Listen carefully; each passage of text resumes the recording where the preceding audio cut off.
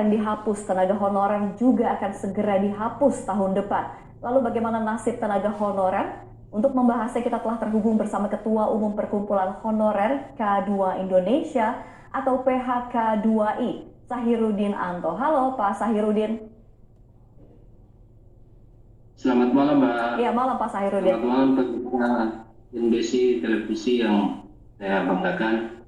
Ya, baik Pak. Ya, Mbak. Ya, keputusan pemerintah ini untuk menghapus tenaga honorer dalam tubuh birokrasi nampaknya sudah bulat begitu ya Pak Sahirudin. Ini bagaimana tanggapan Anda terkait penghapusan tenaga honorer ini?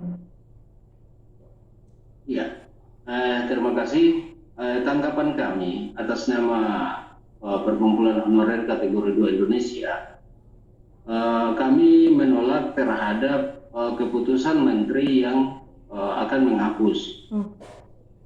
Karena dasar kami menolak itu jelas bahwa di dalam peraturan pemerintah 48 tahun 2005 itu juga mengatur tentang pengangkatan tenaga honorer.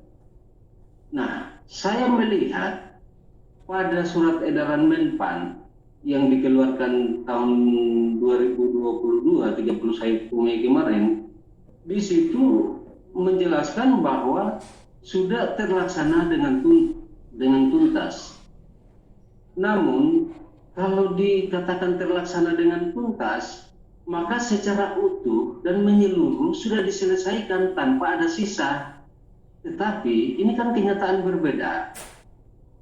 Masih ada tenaga honorer yang tahun 2013 melaksanakan tes, 2014 pengumuman, masih ada 300 lebih yang belum diselesaikan oleh pemerintah. Nah, inilah pekerjaan pemerintah. Seharusnya tenaga honorer ini dituntaskan dan diselesaikan. Halo? Ya. Baik, Pak Sahirudin, maksudnya dituntaskan itu seperti apa Pak Sahirudin maksudnya? Diangkat menjadi ASN atau bagaimana? Ya, dituntaskan dalam kategori. Kalau kita berbicara tentang honorer, maka kita berbicara tentang tatanan tata hukum yang ada di negeri ini.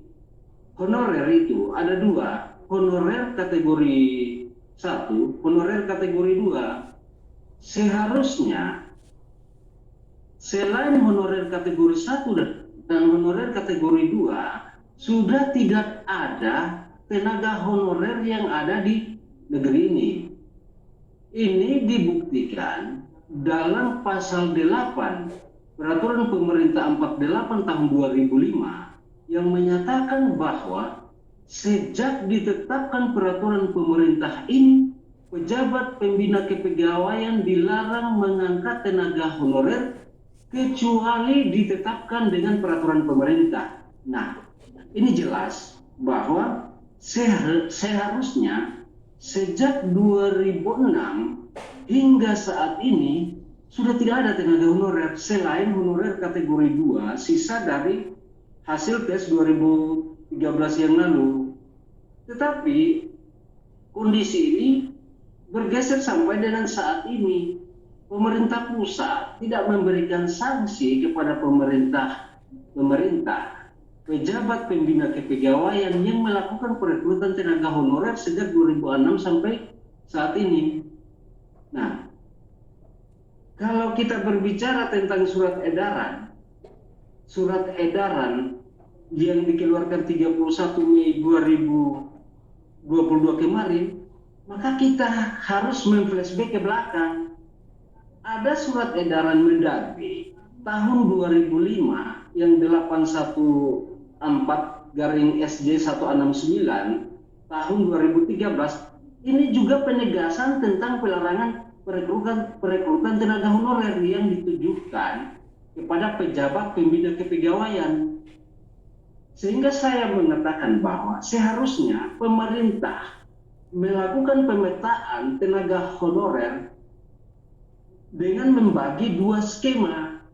Skema untuk honorer kategori 2 diangkat ke pegawai negeri sipil, sedangkan honorer non kategori diselesaikan dengan P3K. Karena kita berbicara tentang tatanan hukum yang ada. Honorer kategori 2 dibentuk berdasarkan peraturan dari peraturan pemerintah 48 tahun 2005, junto ke peraturan pemerintah 43 tahun 2007, junto ke peraturan pemerintah 56 tahun 2012. Lalu kita tarik ke belakang pasal 8, di dalam pasal 8 PP 48 2005 jelas mengatur tentang pelarangan perekrutan tenaga honorer kecuali ditetapkan dengan peraturan pemerintah. Nah, disinilah seharusnya memformulasikan penataan dan memformulasikan honorer ini dibagi menjadi dua untuk metode penyelesaian. Honorer kategori 2 diangkat menjadi PNS dan honorer yang non kategori itu diselesaikan dengan skema P3K. Begitu, Mbak. Baik.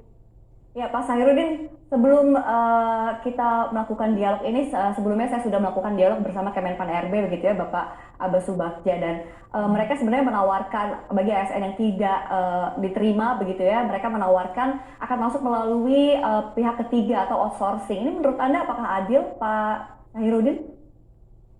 Ya, kalau berbicara tentang adil dan tidak adil, ini jelas tidak adil, Mbak. Karena apa?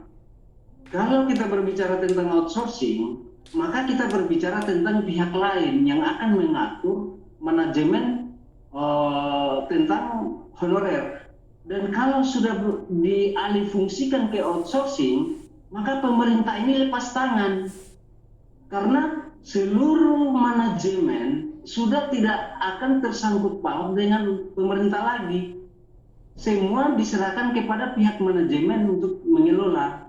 Nah, berarti ketika outsourcing diberlakukan, maka pengabdian honorer yang sekian puluh tahun itu sudah diabaikan oleh pemerintah.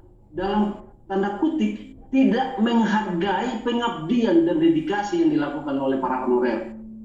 Nah, disinilah letak kekeliruan yang dilakukan oleh pemerintah. Baik, Pak Sahirudin, sebenarnya apa sih harapan dari tenaga honorer ini terkait penghapusan honorer ini? Harapannya kami bahwa hukum dijadikan panglima di negeri ini. Kembalikan marwah honorer kategori 2 berdasarkan tata urutan hukum yang ada di negeri.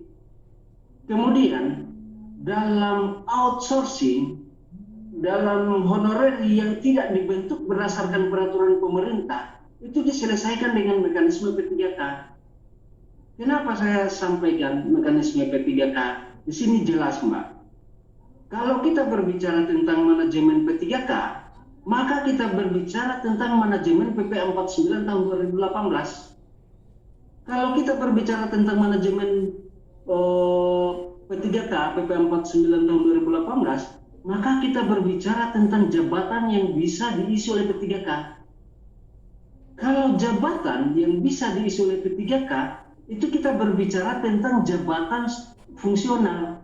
Nah, hari ini keberpihakan pemerintah terhadap honorer hanya berada pada guru, hanya berada pada kesehatan, hanya berada pada penyuluh. Nah, sementara yang diabaikan ini tenaga teknis yang berada di seluruh organisasi perangkat daerah di pemerintah daerah. Kalau kami di pemerintah daerah, 95% masih menggunakan jabatan struktural yang tidak diatur dalam PP 49 tahun 2018. Makanya bagi kami, harapan kami bahwa pemerintah tolong dilihat bahwa honorer ini dipetakan, honorer yang diangkat berdasarkan peraturan pemerintah dengan honorer yang tidak diangkat berdasarkan peraturan. Kalau honorer yang diangkat berdasarkan peraturan, selesaikan mereka dengan diangkat menjadi pegawai negeri sipil. Sedangkan mereka yang tidak diangkat berdasarkan peraturan pemerintah, selesaikan mereka dengan manajemen P3K. Saya kira ini adil. Ya, baik Pak Sahirudin, kita harapkan semoga yang terbaik saja, terutama untuk para honorer begitu yang sudah mengabdi lama sekali untuk pemerintah. Dan terima kasih kepada Anda, Ketua Umum Perkumpulan Honorer K2 Indonesia atau PHK2I Saharudin Anto telah bergabung di Regio Hub CNBC Indonesia. Sehat dan sukses selalu untuk Anda.